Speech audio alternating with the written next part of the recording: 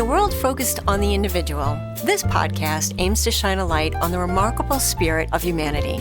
We're dedicated to bringing you the inspiring conversations with exceptional organizations and individuals devoted to creating a better world. Welcome to the Lighthouse Keepers Podcast. It shouldn't always be the last resort. People have had multiple surgeries, medications, sometimes like a laundry list of medications. And so when they do visit or they want to, try acupuncture, they still find relief. The side effects that acupuncture tends to have are pleasant. Everything in my life is the same. I still have all those same stressors, but I'm able to handle it better. I was always told, no, it's not diet, it's not what you eat, it's nothing. It's just, a skin thing. Even as a young person, I felt that there was more of an internal cause to it that wasn't being addressed. It was a blessing in disguise. She was on anti-anxiety medicine for years, like since college. She was able to come off the medication, and I saw her through both of her pregnancies. She had amazing deliveries, amazing pregnancies. Above all else, guard your heart, for it is the wellspring of life. I can't not be this way. I just have this, I want to help people. I want them to feel better. Health is the new wealth. Welcome back to the Lighthouse Keepers Podcast. I'm your host, Mary Ellen Sherlock, and today I'm very excited to introduce you to Melissa Peters. Melissa is the founder of Wellspring of Life Acupuncture. And not only am I a big fan of acupuncture, I'm a big fan of Melissa because she's my acupuncturist. Melissa, thanks so much for being here today. Thank you so much for having me. Yes. I know. Well, you have done wonders for me. I know when I met you, I told you I've done acupuncture for years, but I came to you with some significant knee pain, which I thought was an injury to my knee. And it turned out it wasn't that at all, was it? Yep. So I think one of the things that I wanted debunked before we talk about you personally is, what is acupuncture? How do we explain that to people who don't fully understand it? Right. It can be difficult to explain because of the long history of acupuncture. Yeah. And acupuncture is really just one part of what we call traditional Chinese medicine, or TCM. So it's the main thing, in the States that people think of, let me go see an acupuncturist. But really, acupuncture is just one part of it. And so in TCM, we're always trying to find balance and harmony to the individual and to the body.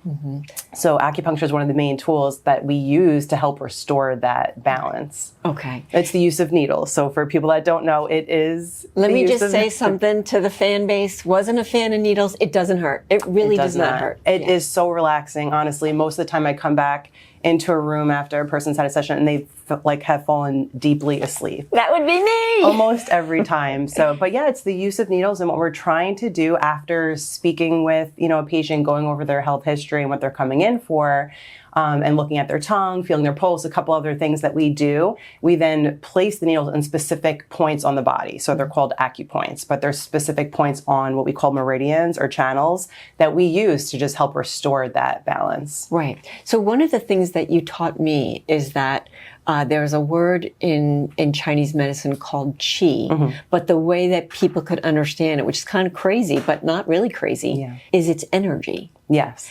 And so people have stuck energy in their body for whatever reason.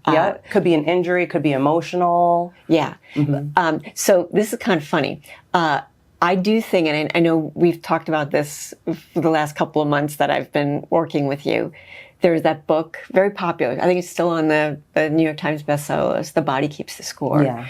And basically the body, actually mental, physical, emotional stress can store itself in the body in a myriad of ways. Yes. And I know one of the things we talked about when I asked you to please, do this podcast with me is, you're not anti-medicine per se at all. No. There is a time and a place for that.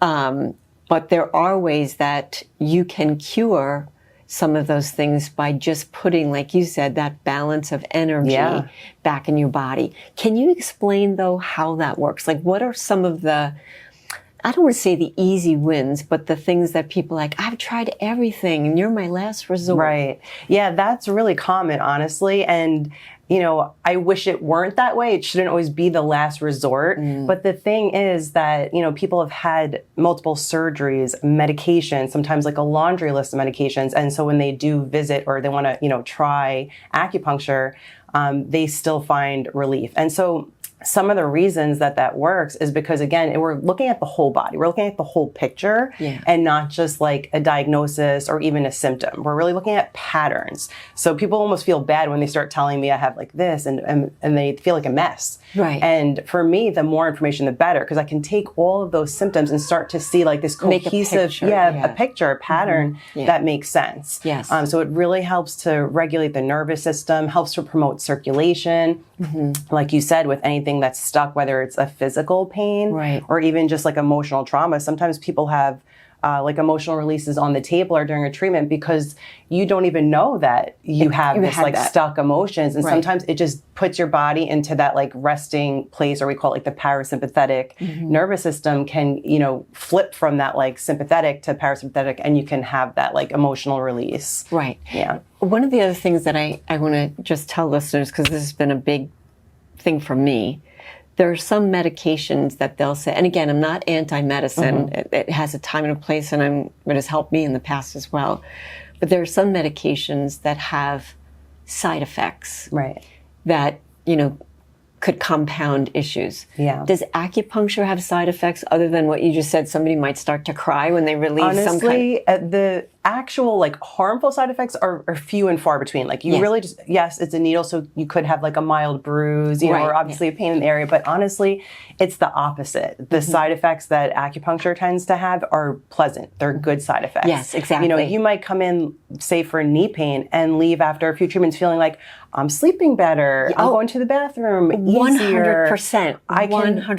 like, everything in my life is the same. I still have all those same stressors, but I'm able to handle it better. Right. So it's like there's a lot of good side effects that can come from acupuncture treatment, which is really nice. Even if they're so subtle, you don't make the connection. Like, this must be, it's over time, like, I feel amazing. It's like a new person. Because again, it's really about like our body is designed to heal. It's designed to be in that like homeostasis place. And so acupuncture doesn't force the body into it. Like, you know, sometimes the medication does have to like turn off a switch, force things to happen. It just gently, naturally nudges the body to communicate correctly. That's amazing. Yeah. How, or I guess the better question is, why did you decide that this was something that you wanted? You have a very interesting story about how you got into it. Yeah, you know, I didn't really know much about acupuncture at the time, honestly. But my personal story basically goes back to when I was a teenager, is really when it started. I was always like a healthy child, you know, a healthy teenager, but I started to get acne when I want to say like around 16 or so.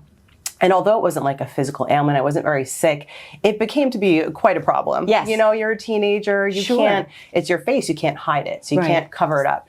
And this went on for years, honestly. I was on, you know, my mom took me to dermatologists, I was on, you know, multiple antibiotics, topical creams, everything.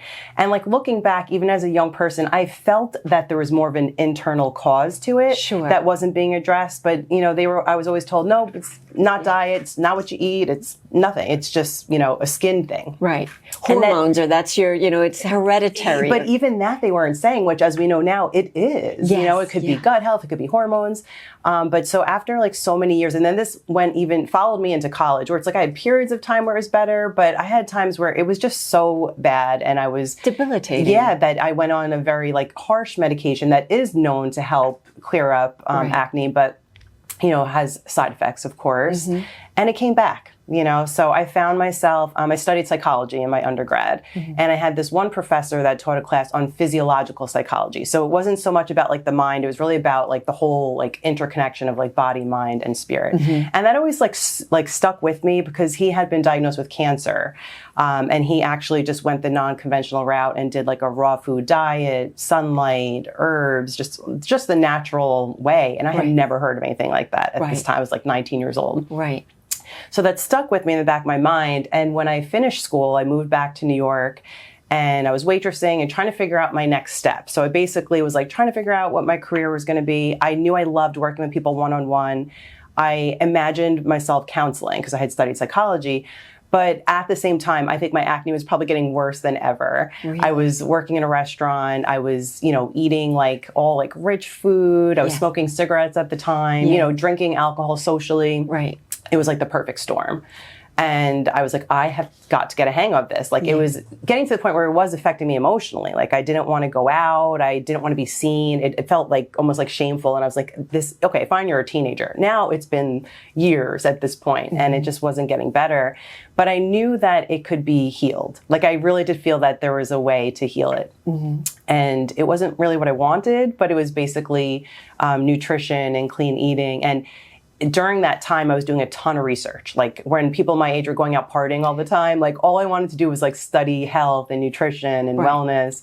And, but I also was thinking about like, what is my career going to be? Right. And I stumbled upon, this is like before social media, so I couldn't like get all the information that we have today at my fingertips. Yes, it was the old fashioned way. You went to the library. Yes, just going to the bookstore, you know, like Healing with Whole Foods was one of the first books that I really got into. But it was really through that process of like, one, for my own personal, you know, story, and then also like looking for what I was going to do. And they just converged together. Yeah. And I stumbled upon looking for schools. I was looking for something nutrition based, and I found Chinese medicine and acupuncture. And look where it took you today. Yeah. Like, that entire step was, it may have at the time been a curse. You're like, I don't know why I can't debunk this problem. And finding out that is your life purpose. Yeah, it was a blessing in disguise. It definitely was. And like other things that I've gone through over the years have also I feel like having gone through something, I can really relate to patients that are coming in with certain conditions and almost to a help, but like, I don't know what else to do. Yes. There's a hopelessness to right. Like, and that's like my main thing is I love being able to like bring hope and know that, no, there is a way, you know, and sometimes it's a combination of things, but. You mentioned something about when you like, I needed to, you know, eat better, healthy, whatever, stress. There's a wonderful woman that I follow in meditation, and she said there's a reason it's called a daily practice. Yeah. Because it is something you have to work at, you know, and it's something that what would you say to, if people were trying to get into that space of like, I'm not really ready for acupuncture yet, I might be a little needle shy. If they were to make one change today towards living a healthier life, what would that be? Is it more diet, exercise, or mentally? It's really all of it, right? Because the biggest thing in Chinese medicine, and what I believe, is that we are an integrative whole, like we are body, mind, and spirit. And so I think, yes, you could focus on the physical body by doing a good nutrition, clean eating, taking really good care of your body. But at the same point, if you're not taking care of your mind and your spirit, and you have all these, you know, trauma and stuck emotions, stress. Yeah. It's the biggest thing, you know, and it's like, can you truly be really healthy and whole without addressing all of it? I don't think so. But I would say if it was one thing that people could do, would be to eat real food and take care of your mind. I think and stress. It's so funny that you say that. I think there's a lot of people that are stressful, and they don't know where the stress comes from. They're like, I'm so stressed, but they can't actually pinpoint it. No pun intended. But they actually can't figure out, like, I don't know what I'm stressed about. It's just a culmination of stuff. It's life. It's life, you know? But that's, I think, the beauty of acupuncture is because it's not asking you why you're stressed. It just knows that you're stressed. Yeah, right. And through these pinpoints and meridians, we know that we can calm your parasympathetic nervous system, like you just said. We don't really need to know the source. That's for you to figure out. Go on that little Lewis which is nice too, right? Because sometimes it's hard to feel like you need to know the exact moment where it started. There is a time and place for that with therapy, but really it's like, there's stress in your body. It's affecting your health. Yes. And let's try to calm that down. Yes. And it could be a myriad of things. It could be your work. It could be the bills. It could be the war. Whatever it is, doesn't necessarily need to be one thing that you could attack. Right. And recently I would say, like, definitely during the time of holidays is high stress for most people. Yes. You know, but even in the past couple of months, I think everyone has their own stressful, financial relationships, all their own things that are going on. But it's like compounded by what's going on also like in the world, you know, and people come in and they talk about that, which I think is so interesting. It's like they're stressed, and a lot of it is what's going on in like their life and what's going on. It's too much. Right. So again, it's like we're living in that like fight or flight state and we're not meant to. Sure. And only because there are some things that you can't control. You can only control your little environment. You really can't control, what's going on. You have a wonderful, when you go to Melissa's site, you have this wonderful quote. That's why you named it. Can you tell everybody what that quote is and why you chose that? Yeah. So, I started my practice 16 years ago. And when I started it, I was really intentional about what I wanted to name it or call it. I could have just chosen my name and then thought about it in the future, but I really sat with it. I wrote a list of names. I prayed about it. I was so intentional because I wanted it to be significant. And I will say, like 16 years later, it truly is. And so it's Wellspring of Life Acupuncture is the name of my practice, but it comes from a famous proverb. And it's Proverbs 4:27. It says, above all else, guard your heart, for it is the wellspring of life. So wellspring isn't necessarily a term like we hear all the time. Yes. But the way that I interpret that is above everything else, guard your heart, your stress, your emotions, your mind, because truly everything else in life does stem from that. Can you tell me a little bit? I'm getting a little choked up here. I know that you've worked with so many patients. Has there been anyone specific? You don't have to give us the anonymities. We want to safeguard that. Where you knew in your heart and they knew the gratitude of you helping them heal. You're the catalyst, but they're willing to come. And is there a specific person or story where you're like, Marilyn, I remember that day, that patient leaving, and my life was forever? Yeah, there's so many. So it's like I almost feel bad like choosing one, I will say like one of the stories that it just has stuck with me, and it wasn't because it was the most mind-blowing healing, but it was really good for me and for the patient at that time to see like the power and the benefit of acupuncture, which I already knew. Yeah. But she was like a young woman at the time, maybe like early mid-20s, and she was on anti-anxiety medicine for years, like since college. So yeah, she might have been a little bit older. But so she was on medicine for a long time. That's fine. Like again, there's no judgment. I work with people. So whatever their goals are. But a personal goal of hers was to start a family. And she was coming in for acupuncture maybe like once a week for anxiety and getting amazing results. She loved the treatments. So as it got closer to when she started her family, she personally just really wanted to come off of the medication. So I would never suggest for anyone to do that. But on her own, she spoke with her doctor. She worked with her doctor to wean off the medication and to supplement with, acupuncture treatment and herbs. And so this was, like about really probably 15 years ago or so. Yeah. And so she was able to come off the medication. And I saw her through both of her pregnancies. She came in the whole time she was pregnant. She had amazing deliveries, amazing pregnancies. I'd lost touch with her at this point, but she just was able to come off the medication. And so again, it wasn't like the most mind-blowing, but it was just like, wow, like that we can handle some of these stressors and these things and even anxiety with something like acupuncture. Sure. And so speaking to that story, I started to get a chill when you were saying that. More and more insurance companies are giving the green light that this acupuncture is a proven medical platform for certain people who seek that. And that is I feel like that's a really a huge uptick for people who are looking for alternative medicine. And again, I know me personally and the Lighthouse Keepers Podcast and Melissa, we're not looking to say that medicine is bad, but the alternatives. Alternatives and really like integrative, if you think about it, so it's not like one or the other. It's really, and that's what it is today. It really is like an integrative approach. And same thing with my patients. Like there's many times where I'm referring people to spine specialists. I'm referring them to a physical therapist or, other modalities. It's not like acupuncture, Chinese medicine is the end all be all, but for a lot of people, it can really take care of so many conditions when other things haven't. Yeah. If you were to say to any of our listeners or viewers, what would be the first step? Like, how do I go about it? What could I expect in my first visit? What would you suggest to say, be patient. You're not going to walk out of there feeling like you're ready. Yeah, I would say like, and this has really come over time of doing this, that I really get to know the patient well, do a thorough history. I do something that's a little bit different called the AccuGraph, which is like a measuring electronically of all the different meridians.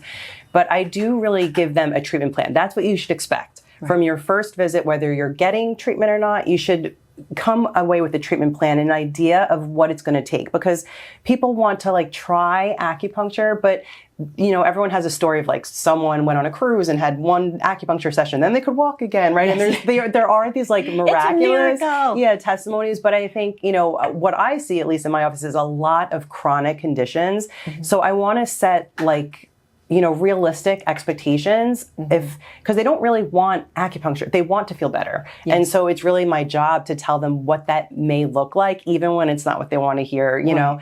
I think what's interesting is, because people aren't so familiar with acupuncture, with like physical therapy or chiropractic or going to the gym or anything, it's going to take some time, sure. Right? Yeah. People are written scripts for like 12 weeks, at least, of physical therapy. Yes. But I always see this, like when people come for acupuncture, they're like, oh yeah, I want to try it. Like, try it. Yeah. And that would be the equivalent of like going to the gym once time or, and yeah, people can expect sometimes to feel better right away, but it depends what they're coming in for. Right. And rule of thumb, like chronic condition, have had it for a long period of time, it's going to take some time. Mm-hmm. But so yes, to like be patient and also to be part of the process. Yes. I'm kind of seeing more and more where people are approaching acupuncture almost like conventional medicine, where it's like they want the treatment to be like a Band-Aid or a cover-up. And there's no cover-up for like poor lifestyle, stress, not eating right, not exercising, Can you still get the benefit? Yeah, but it's really the patients also like taking some ownership, yes, and like taking like their health in their own hands too,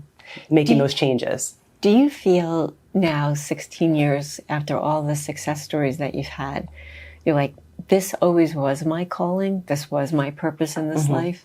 I do. I mean, it's amazing to like do this as long as I have been, and I still, constantly just feel excited and like passionate about it. And I just love doing it. Yes. It's so funny because it's so normal to me to like, this is what I do. Like I go into work, like I'm doing gua sha or cupping or putting needles in people, I forget that it's like not the norm. It's not the norm. But I absolutely love it. And I do feel like I'm right where I should be. Mm-hmm. And even on hard days, because honestly, like owning a practice and having a family and all these things is difficult, but I really feel like it's a blessing. And I'm just really happy to be doing what I'm doing. When you introduce yourself to people and like an acupuncturist say, look at you like a little sideways, like, no kidding. Yeah, like not so much anymore, I think, because it has just gained so much popularity. Like most people know what it is. Yeah. I always love when people are like, oh, so-and-so had acupuncture and it helped them conceive or, those different stories that I get. Yeah. But yeah, once in a while you definitely get like, what got you into that? Like, that's strange, Yeah. Do you think of yourself as a healer? I know people like, I don't want to use that word, but for me, I mean, I label you that. I don't call myself a healer. Okay. It's definitely a healing profession, and my heart is, I think, to heal. Like, I can't explain it. Like, it was definitely like a God-given desire, I guess, to help people, because I can't not be this way. You know what I mean? Whether it's like doing acupuncture in my actual office or just in life, like when I'm talking to someone, I just have this like, I want to help people. I want them to feel better. Very empathic, compassionate, supportive. You have a very different bedside manner. People would say that about certain doctors, like, oh, it's got no bedside manner. You've got it all. Yeah, I think I view myself more as like a vessel, than healer. Mm-hmm. And so sometimes that does, include healing, but I really look at like my source being like, the tools that are practical that help heal. Yeah. And also that like I ask God to help me to be the one that I can just be just a person that he uses to help people. Melissa, you have done such an amazing job for me. And I am forever indebted to you. But I know our listeners and viewers, if they'd like to know more, where can they find you or find more about acupuncture? What's the best way to reach out and find you? Yeah, honestly, the best way to reach out to me is email. I would say, info@wolacupuncture.com. Also, viewing my website, which will have all the links to my social media. It's wolacupuncture.com. And then I'm on Instagram, Facebook, and those are the best ways to reach out to me, but I would still say email or calling the office. And you do so much more than acupuncture. You came out with so many more things, and it's just it really is a wellspring of health. And what do they say now? Health is the new wealth. So. Yeah. Yes. Melissa, thank you so very much for being on the show. I'm not only indebted that you're here, but indebted for Thank you. how well you've taken care of me. And I just wanted to make sure that there are others out there. She's here. I just want to let you know, there's a public service announcement. Yeah. So thank you so much for being here today. Thank you so much for having me. We'll see you next time, guys. Thank you. Take care.